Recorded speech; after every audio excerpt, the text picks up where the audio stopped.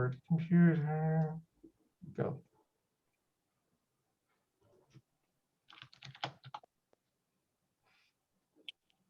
Well, hey everyone, here we are. We're here for the Diverse Creators and Community panel. Lovely individuals in the chat with me today. My name is Ken Rivera, I go by he, him, and I am based out of Seattle, Washington. I currently serve on 3 boards locally, one of which is an international board, and I also run Seattle Gamers, and I'm a founding member of Gay Geeks and that group of groups. Chat more about throughout the course of this call. Pearl, would you like to move us on? Oh yeah, hi, I'm Pearl Gray. I'm a software developer and game dev at indie VR game studio Tenderclaws. I live in Austin, Texas, and I have lived in Austin for almost my whole life, or in Texas for almost my whole life. Among my interests include virtual reality, virtual identity, motion capture, music production, and my cats. Awesome. And hey everyone, I am Nelda Packwing. I am a VR startup founder and current master's student studying integrated design, business, and technology at USC. And I'm also working in venture capital. So I'm very excited to be here with all of you. We want to acknowledge, by the way, the 3 of us, that this is actually an unmoderated panel.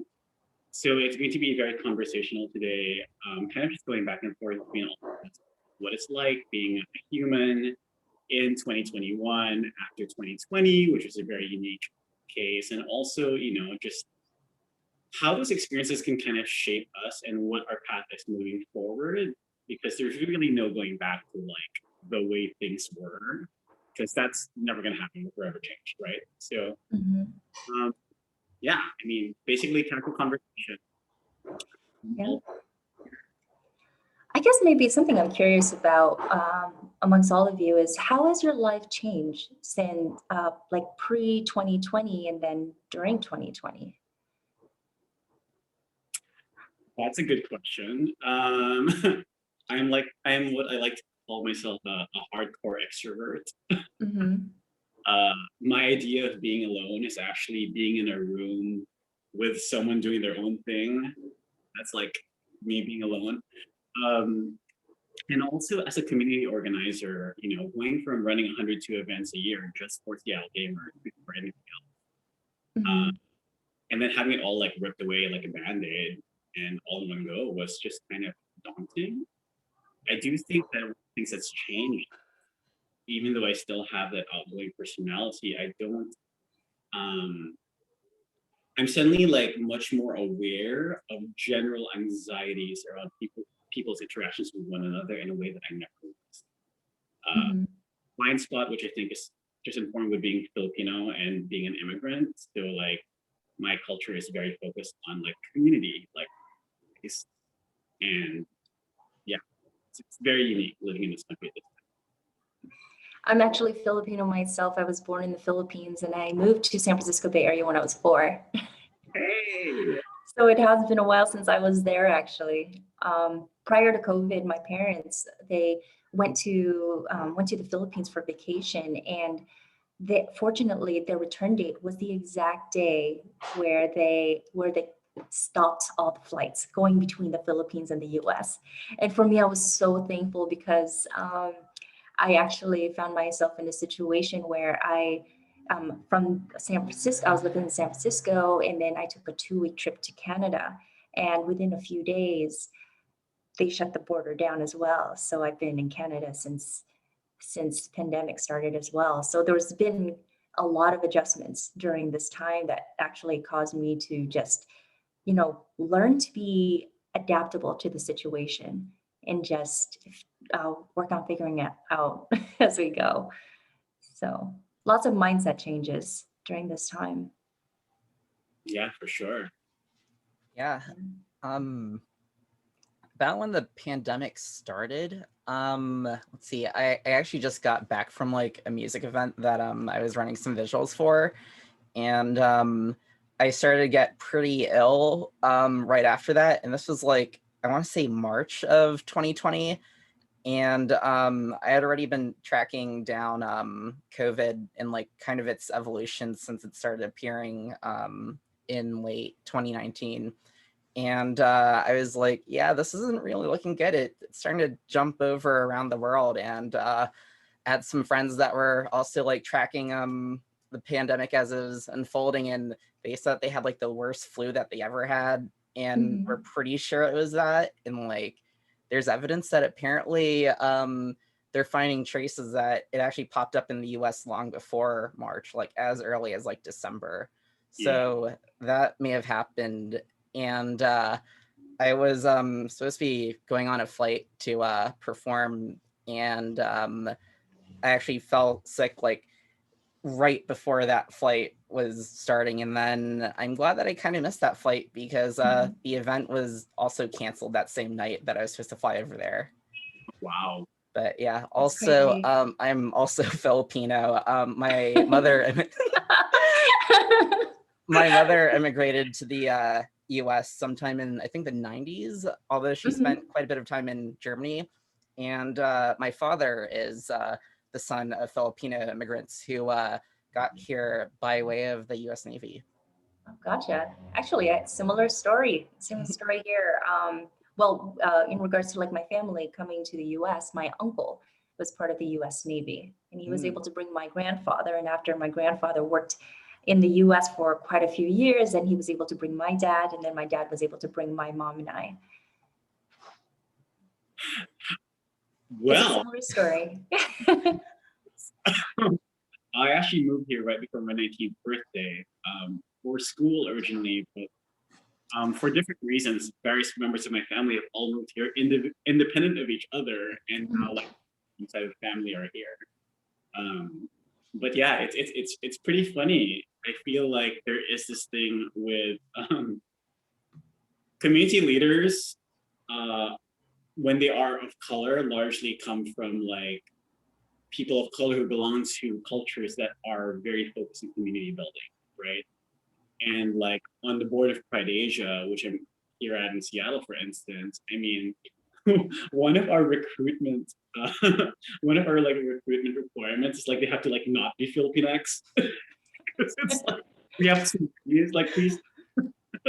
Yeah. So it's nice to be around a lot of kababayans. For those who don't know what that means, kababayan is from the same country or from the same nation. Yeah, in the San Francisco Bay Area, a lot of us are in either the East Bay in Pinole Vallejo or like Daly City especially. A lot of Filipinos living there. So I do want to ask both of you, touching on this and the fact that we're all of Asian descent. You know, it's interesting that like we have these conversations about how like COVID changed us. And one of the things that we saw, I mean, not to jump right into it, but we did see a rise in anti-Asian, hate crimes. And I do want to kind of ask some of your own, I think there's a lot of discourse around there around like peripheral feelings being an Asian person. But I do think that there's this thing with Filipinos where we do have a tendency to ride a little bit of a racially ambiguous line in terms of the way we're perceived, particularly when we have masks on and it's like half our faces covered. And I was curious what some of your thoughts, your experience around that.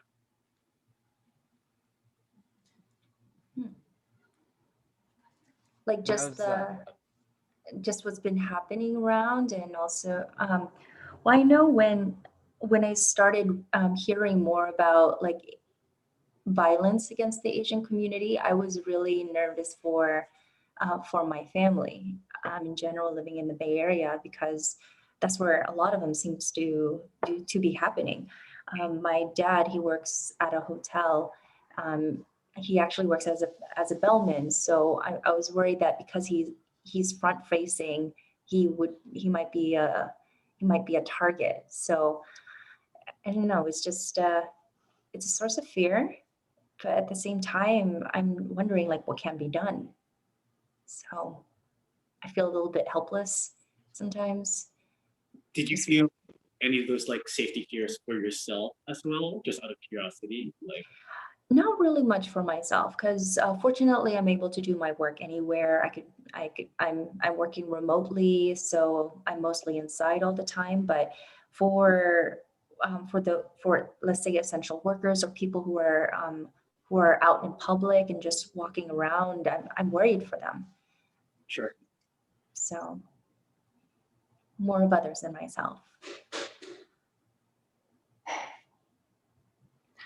Yeah, I was feeling pretty safe in Austin, especially since like I live kind of like in the middle of it, and like we're a pretty progressive city. Like we're definitely like the most progressive in Texas, and it's like I guess as you kind of go further out though, like more into suburbia and then just straight up into the rural areas, then you kind of start to get into like the kind of dodgier areas in terms of like progressiveness and acceptiveness and stuff. And I was actually walking around at a Home Depot that was like not at my usual area, but like kind of further into suburbia. And there's just like this dude that walks by me. This is the very first week of I guess the pandemic starting to hit the US, when like the mask orders weren't there yet, but people were starting to buy masks. And this dude was like, the damn Chinese keep buying all the masks, while looking at me. And I'm like, whoa, hold up. Like, you didn't say that to anyone else walking by. You said that to me. And like, I do look pretty Asian. So I was like, that's kind of weird. Thankfully, that's, I think, both the worst and probably the only incident I like personally experienced. Like, but yeah, I've been also hearing things about like, hey, if you're Asian and if you wear a mask, if you want to not get harassed by people that are accusing you of stealing masks or something, you should go shop at like the Asian supermarkets and stuff. And it's like, wow, it's kind of in a time where we have to watch ourselves like that. Like, I thought we were past this, but guess not. Yeah. It's I was, go ahead. go. As soon as you mentioned supermarkets, I started to think about earlier in the pandemic, a lot of the businesses, Asian businesses, were in danger of shutting down, especially in like San Francisco, Chinatown. For sure. So it's really unfortunate that's the case when, it's not their fault. Why is it happening? Why are we being targeted? It's interesting you say that, because one of the things that it made me reflect on too was Carla, is the experiences around, there's this idea that racism is over, right? We've moved on, and it's just not true. It takes generations for a mindset to change, and generations have to train other generations to do the same thing, right? I mean, I feel like kids being raised right now, I mean, they're going to know things that we never knew just by time and age. But one of the things that made me reflect on personally, if I may share, is, I immigrated here at 19. I mean, for all intents and purposes, I grew up back in my country with the equivalent of white privilege. Mm-hmm.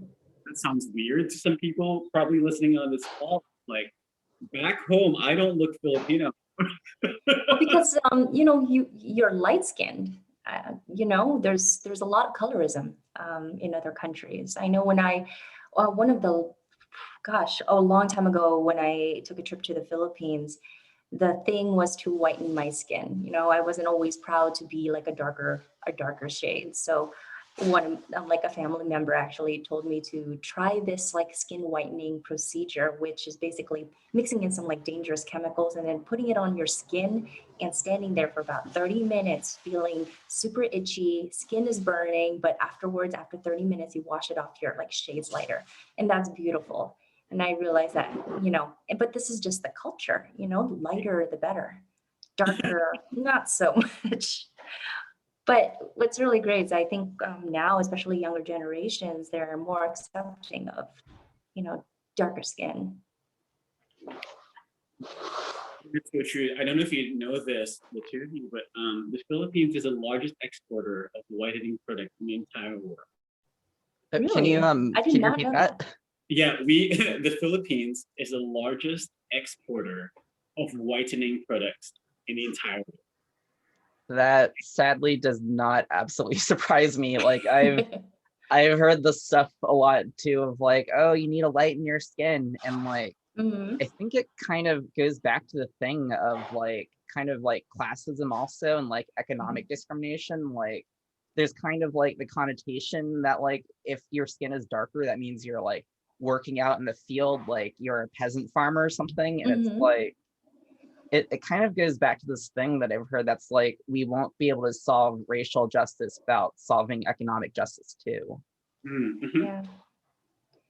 Yes, I think the important thing is just to be aware of bias, your implicit biases, because it's impossible for someone to not have a bias.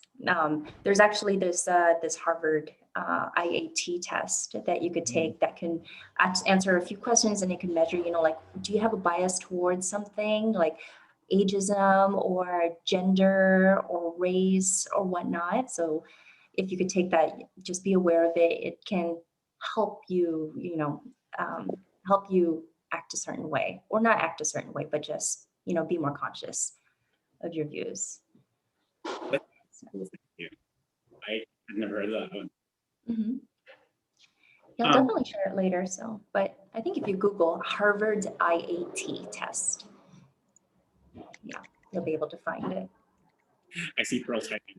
Also, Yeah, I was checking if this was the same thing or similar to this thing I heard about 10 years ish. Oh no, that was okay, 15-ish years ago. Wow, time's gone by fast. Mhm. Called like the implicit bias test, I think, Yep. oh, where yeah. like it would show you pictures of like people that look very different from each other in terms of like race or skin color or gender or age, and like you'd have to press a button like, is this person more likely to be honest to you, or is this person more likely to sell something to you at a good price or something like Yeah. that. And it was just it was kind of weird, and I know that I made quite a few people take it just out of curiosity, and they were Mhm. mad at the results. But Yeah, I think I took that when I was a undergrad at UCLA. I forgot reason why I took it, but they measure how quick you select, Yeah. like yeah, who is most likely to do this or who's most likely to do that. Hit the, I guess, like one of the keys. But it's interesting when soon as you see your results, especially when you don't realize that you actually have these biases. So, I mean, human, right? Like that's one of the biggest things we need to also acknowledge is that we you can't strive for perfection doesn't exist, right? It's like in yeah. the um and that's actually something that I feel like I really wish a lot of people would also learn is self-forgiveness around it. Mhm. Like I mean, so many times we are casually offended accidentally by people, and they Yeah. realize it, and they're like harder on themselves than we are to them. Right. And self-forgiveness is, I think, is a really important factor. That like it's a journey. Like learning to be a better human is something that's going to happen your entire life. Mhm. We should be okay with it. Yeah, no, totally. Self-awareness is key. I tend to listen to and like the emotions that I get, like even, take for example the feeling of jealousy when you meet somebody and all of a sudden you're just like jealous for some reason. Turns out that whatever you're jealous of may be something that you admire and you wish upon yourself. So that could be something that you could work on and make yourself better. So next time you meet somebody similar, then you realize like, oh, okay, now I know why. There was a study, speaking of emotions, not to completely sidetrack this whole panel course Twitch stream, but there was actually a study that showed that Filipinos experience the broadest range of emotions of any culture in the world. Really? Is that the reason why Filipinos are one of the large, like the biggest users of Facebook and social media? I don't know why, but I do think I do think a lot of it has to do with like just for those who don't know, geographically, the Philippines is in the middle of Southeast Asia, and that made us quite frankly, a channel that a lot of cultures went through over time. Yeah. So that includes migration channels when the earliest Austronesians came from southern Taiwan in 3000 BCE and then sprinkled through the Philippines, went out to rest of Southeast Asia and then into Micronesian, Melanesian, all that. But later on, I mean, we had a lot of trade routes with China, with India, spice trade routes, and the shipping of gold and silver, which our country was rich in, and all these different things. But later on, as we were colonized, we're named after King Philip I of Spain. Oh, sorry, the second of Spain. And we were under the Spanish for 333 years until the United States purchased us from Spain so that they could occupy us during the war. Brief history lesson for those who don't. And it's funny because the way, to give you an idea of like how colonization impacts cultures, I mean, we talked about colorism earlier, but for those who don't know, the way it's taught in the Philippines is that the United States liberated us from Spain. And a little bit of digging through the history books will tell you that's not true.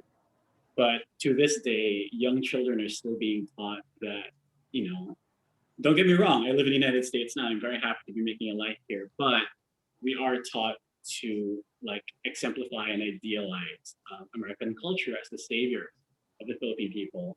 And like millions and millions of children are taught this every single year to this day. Oh, wow. I think that there's a survey that was something like, it pulled a bunch of non-US people about their views of their United States, and it revealed that the Philippines has the biggest percentage of people that have a favorable view of the United States out of all the other countries in the world. So that's, yeah. It tracks. Sorry, we've clearly said. I want to share to the thing about like moving on with race, and I think that race is a conversation we have a lot right now, especially obviously with Black Lives Matter and George Floyd protests last year, and all these different things, and I feel like it comes up a lot. And one of the things that has come up a lot is like people's different racial experiences. And I want to acknowledge this. Three of us in this room have completely different experiences, even as like Filipinos living in the United States, right? Because our histories are different. Yeah. Yeah, and I remember when I first moved to the US, I lived in Miami for 2.5 years, and Miami at the time was less than 2% Asian. So my very first job was at Johnny Rockets. I mean, well, my very first job after I got my like social security card, right, was at a Johnny Rockets. And like every time I came to work, my server ticket would print out a different name. It would print out Chin Chin or Lee or Shaolin or like whatever Asian name they could come up with. My name was China. And as a fresh immigrant, like I just thought it was part of the like, yeah.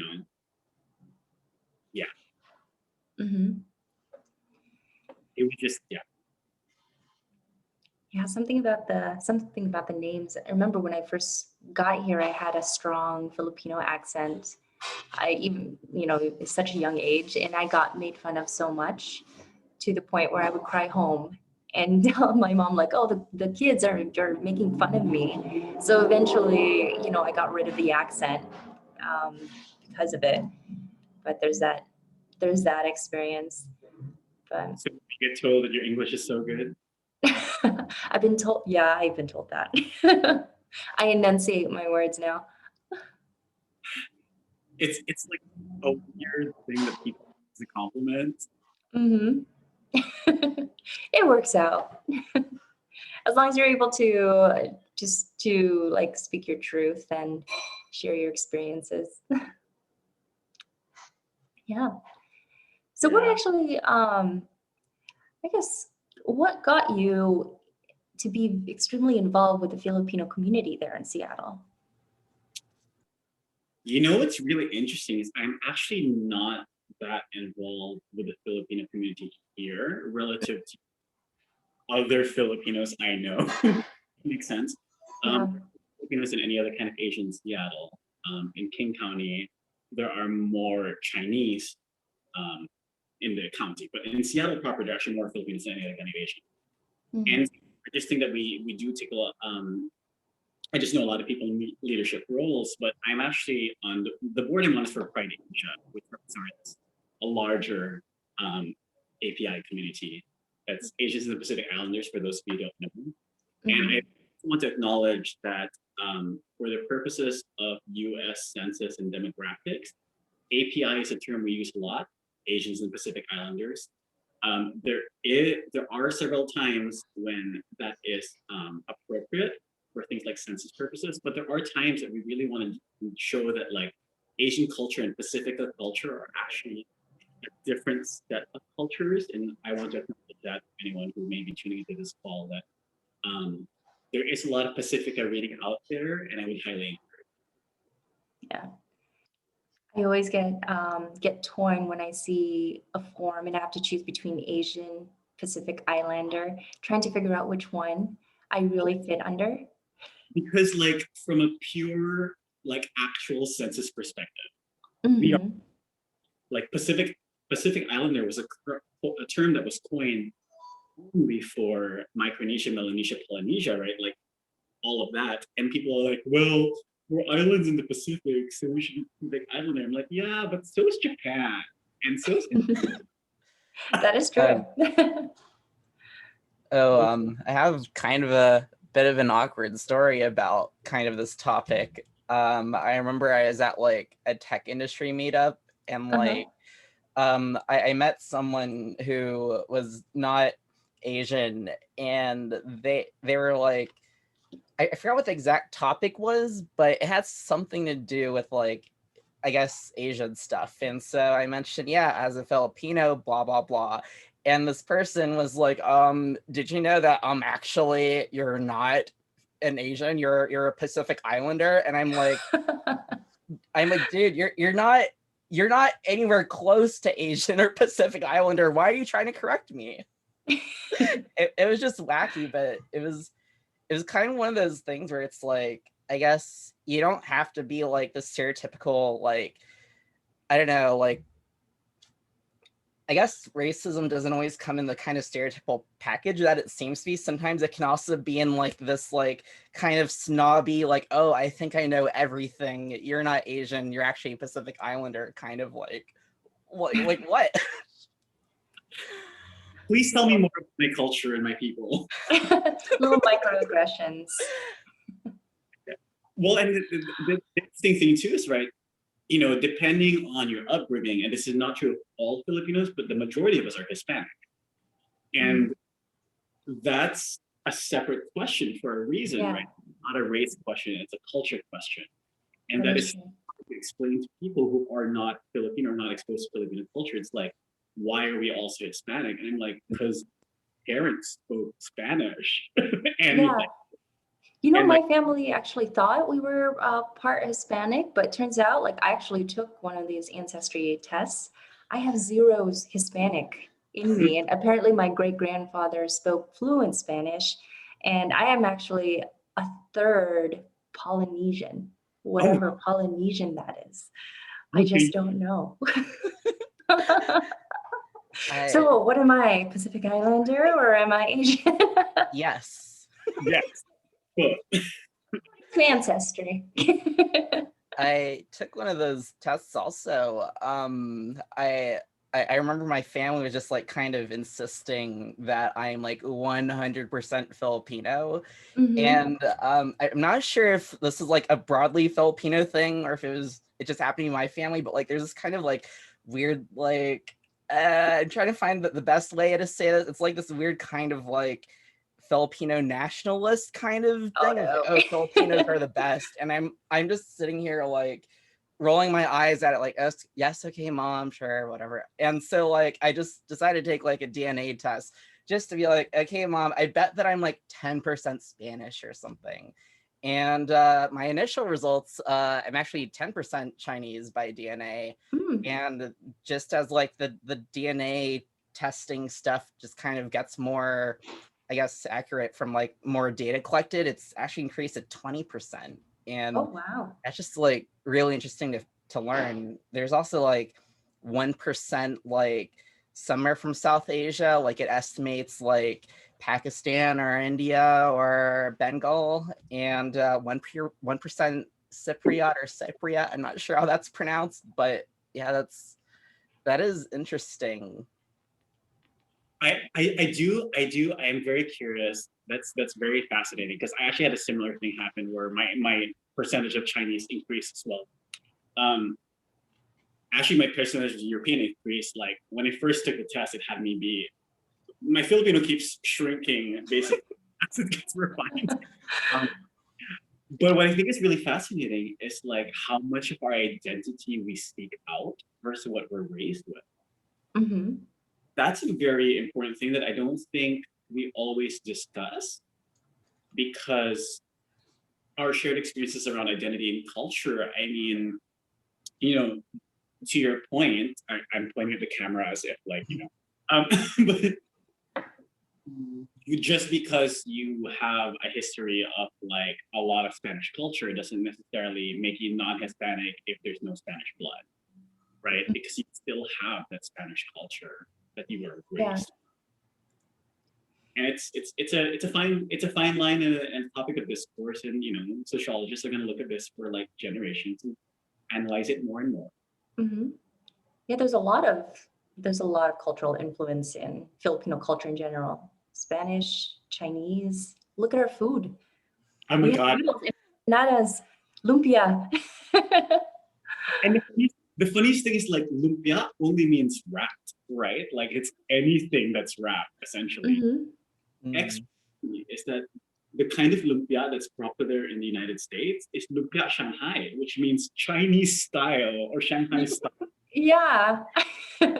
Is that the one that's like mostly meat versus like meat and like veggies and like shredded lettuce? But like cabbage. Exactly. Yeah, it's mostly meat, and then you dip it in the the orangey stuff. Yeah, sweet, sour. Sweet sauce. Which the sweet chili sauce is from Vietnamese culture. I remember in San Francisco, I went to an Indonesian culture day, and some of their food were so similar to Filipino food. So we are like kind of like that melting pot of all sorts of Asian and Spanish influence. So that is our culture. And then if we're talking about like pre-colonial Philippines, that's a whole different culture. That we had our own script by Bayan, right? Oh my God. So actually, both threading this on Twitter, by the way, if anyone wants to look me up, my handle's right here for all social media, but it's my pinned tweet. And it's about the languages of the Philippines, particularly the Philippine scripts, because a lot of times people refer to Tagalog as like the language of the Philippines. And really, depending on classification, there's anywhere from 120 to 180 languages, depending on which method of classification you're using. And that's not counting dialects, right? But what's interesting also is that Baybayin, which was what the Tagalog used, is the most popularly known script, but there were 9 of them in our country. 9, wow. I didn't even know about the other ones until I looked this up. It was fascinating. And they have 3 different language roots. In terms of like whether it came from like Sanskrit or whether it came from like Arabic or whether it came from like Roman, basically. Yeah. Where did Baybayin come from then? Baybayin, I could be mistaken, but I want to say Baybayin came out of Sanskrit, if I'm not mistaken. Gotcha. Don't quote me on that. I started seeing some like posts on my social media about some pre-colonial like Filipino mythological creatures, and I always thought that was really cool because when I was younger, I learned about Greek mythology, and I was such a fan, especially watching like Xena Warrior Princess. Huge fan. So I was always curious, like, okay, how come like the Philippines doesn't have any cool creatures, but we just didn't know, or it just wasn't popular. I think I probably would have geeked out on it as a child if I knew that they even existed. But like we have our own like gods and goddesses of like thunder and and water too. You know what's extra funny about that is that some of our mythology predates Greek mythology. I did not know that. I'm learning so much from this chat. But We yeah, need more of that. Yeah. We need to learn more about like our mythology. Where did it come from? you know, I think that one of the great things about the internet right now is that there's so much exchange of information, which is a double-edged, right? Like, and also Yeah. misinformation, right? I could be spreading lies to this chat right now, and like people would believe it just because I've said it. But seriously, We'll research after. seriously, one of the great things about it is that like there is this wealth of knowledge that's being constantly shared. Hmm. A perfect example is Twitter, right? Like, Yeah. take a look at COVID-19, someone will post something about it, and other doctors will weigh in like instantaneously. Mhm. And researchers who have like a specialty in one aspect of like that conversation will weigh in. All of a sudden, you have millions and millions of people exposed to information in a way that's just, you know, like we've never had before. It's So, overwhelming. It's so much information. How do you even know which one is true? I think that's where we have to start doing our own research on what is a credible source and cross-reference from multiple credible sources to see which one is correct. And also think before you share. That's key. critical thinking, what? Huh? Critical, I think it's something we should share more. Yeah. Yeah, no, I do want to say like we, for those of watching, we did get the notification that we are about 15 minutes from the end of our stream. And obviously this is a group of people who can talk on and on forever. And I think largely it's because, you know, we've never met each other, but that's one of the great things about technology and the internet and the way we are as a society now is we can connect in ways we never could. And I do think that in terms of our original conversation, how has the pandemic changed you? I think that's something positive that's come out of this is that people are learning to effectively work and communicate and group and congregate in ways we might not have pushed ourselves to, even though the technology already existed. Mm-hmm. Yeah, absolutely true. It is bringing the world together and is bringing new possibilities as well. Like Pearl's avatar, which I cannot stop Yeah. using. Does it turn green or blue? I'm trying to remember if it has a pose or I do. I forgot. I saw it blue. It turned blue. Yeah, blue is the neutral color, and like if stuff stops tracking, then like it turns like gray. Like I'm dead, but not actually dead because I guess I'm a robot or something. Pearl, you have to talk about this a little bit because we talked about it before we started the stream, but I really do think that this needs to be talked about. I'm sure people will ask. Yeah, so I think that talking about the ways that we've connected since the pandemic had started is a good segue into this topic. So something is that, so we have social media networks that are VR now. Like the biggest one is VR Chat. There's also Neos and AltSpace and High Fidelity and quite a few. And something that's pretty cool about those is that while you do have a bunch of people that like kind of just walk around wearing like meme avatars, like, oh, someone is like a stick of butter and now someone is an anime person and stuff like that. There's lots of people that have been kind of creating avatars that are like that either match themselves like exactly or match an ideal version of themselves or match someone that they want to be in real life. And since the pandemic, there's been a bunch of there have been a bunch of attempts to recreate lots of events virtually. And some of them, they'll be like kind of like more realistic, I guess, recreations. But some of them are also just really fantastical and abstract or like creative or stuff that like just can't exist in the real world. And a lot of these clubs exist like in VR chat, like Loners One Club.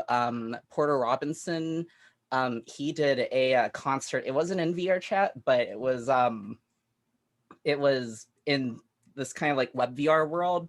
And like the interesting is that in the apps where you do get more control over your avatar, people are showing up in kind of the identities that they want to. And there's also been the rise of a category of streamers called VTubers, which is like short for virtual YouTubers, but they've also been on like Twitch and other platforms, which I guess my avatar can also be kind of classified as. And lots of people are not only exploring fun avatars, but also avatars that they really prefer presenting as. Yeah, I think that's really cool that it's happening. You're creating your own virtual identity and you have your real identity. So you're now given this space to express yourself in different ways. But it's still you. It's still just the same you. I like being able to create kind of like a personal avatar that like just isn't something from like an already existing like video game or cartoon or anime character or something, but like it's actually mine. Yeah. It's just so amazing, right? Like we are living in a time when, you know, technology is changing rapidly and like society is changing rapidly, and really it's almost like they're running a race with each other, because like one pushes the other forward. And I think that it can be very overwhelming, but I do think that it's a really, really, really difficult time to be alive. And while 2020 was a really, really, really terrible year, and words it can probably not say on video right now, I do want to acknowledge that like a lot of good came out of it too. Yeah. We're not talking about that enough, honestly. I think that I know that I think that we've mentioned working from home already being like a really nice perk. And that's something that's that might be here to stay, hopefully, for most employees. Yeah. It looks like lots of offices are more open to remote work also. And like aside from like some of the obvious like convenience, like you don't have to pay for gas commuting, especially if like for some reason you have like a 2-hour long commute going to like the center of like Austin or San Francisco or Los Angeles or some other like city that's like growing way faster than it should. But like, I guess also people have the ability to feel more safe. Like, I mean, we have talked about the increasing violence against Asians, and being kind of like in the bubble of my home does feel safer. Like I don't have to, even when I do feel pretty safe in Austin, I imagine that lots of people that live in less progressive areas feel more safe. And also being able to like express their own like identity also without exactly having to deal with it in public. That's a really big benefit, I think, of kind of staying at home. Like I don't want to stay at home forever. I mean, I'm pretty glad that a lot of events are coming back, and we are seeing recommendations that we can start resuming different aspects of life that we had pre-pandemic. But I'm also really glad that we've taken this kind of situation and found ways to like adapt to it that have also helped a lot of marginalized people and communities. Yeah, definitely. And accessibility as well. We Yeah. now have accessible work, and we're also working with people from around the world. It's work from home is accepted, so it's not like it's not possible. We've now proven that it is possible to work with somebody from across the world at the same time. Baptism of fire, right? Yeah. Big old fire. The whole world was on fire. We're all in it together, though. That reminds me, Pearl, you reminded me about the something that we had talked about before recording this stream about things we wanted to make sure got brought up. And one thing that has come up with a lot of us in the Asian Pacific Islander communities is that, you know, while there's still some ongoing violence targeted against our communities, we do want to encourage people to stop Asian hate and not Asian lives matter. We want to acknowledge that I know it sounds good to say Asian lives matter, and obviously, like, you know, we're not saying that they don't. It's just that it does take away from the messaging of the Black Lives Matter movement. If you'd like further reading on this, there is much of it on the internet. So please, by all means, I can't cite exact resources right now because I don't know them at the top of my head, but basically, you know, Black Lives Matter, we have to say it. We always have to say it. And until there is a change, like systemically, in a very, very large way, we stand with our Black brethren and what they go through every single day, especially in this country, the United States. I know there are viewers from other countries, but yeah.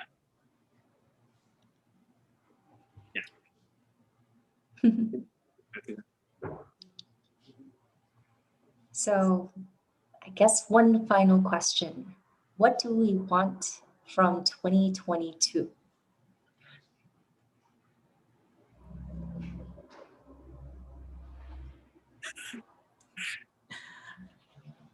I'm gonna actually answer for myself. What I want from 2022 is I want openness. I think that 2021 is a calibration year after recovering from 2020, and I think what I want from 2022 is a whole lot of yes.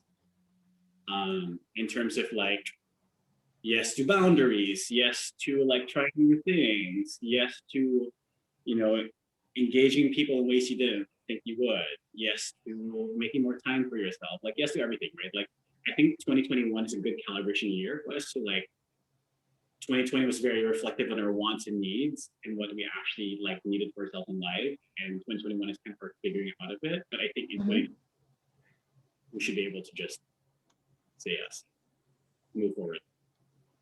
Yeah.